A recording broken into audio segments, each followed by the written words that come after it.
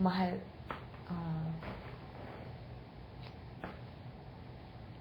But, hindi naman gaano, di ba? I don't know, I'm not really sure. Hindi ko alam, ano yun? Siyempre, sobrang special. Sobrang binavalue.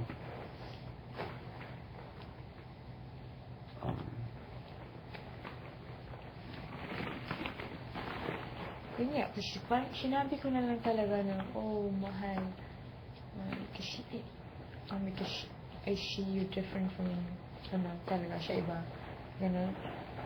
Yung feeling, it's not really different. Hindi naman siguro may tatanggihan sa camera, sa lahat-lahat. Kahit, bakit hindi mo ba naramdaman before na special ka sa akin? Well, don't say na hindi ka nag-aalasyon. Kung ano yung feeling mo lang. Oo, siguro. Konti. Kung ano feeling mo, konti, di ba? Siyempre. Konti. Yeah, and I think it's a process. Ngayon, nade-develop yun. Yun yung searching. Bakit ko, what's the proper word for that? Palagi pang sinasabi ni Big Utol, o plastic, or, ano yun, nagpapakipot para something like that. Yun, mahal yung sabi ko, kasi I think, yeah, that's it. It's a form of loving. When you see someone special, when you care for someone, and, di ba? Yun. Or do you love me like the way you loved your ex-girlfriend before? Hindi pa. Kasi, siyempre, natatakot din ako kasi. Yun ang huli, yung pinagmulan. Yes, sir. Yung pinagmulan talaga ng pangalan ko. Meron mo na isdang sapsap? Oo, alam ko. Paborito ko yun. Oh, yeah. Ayan. Ay, champion din.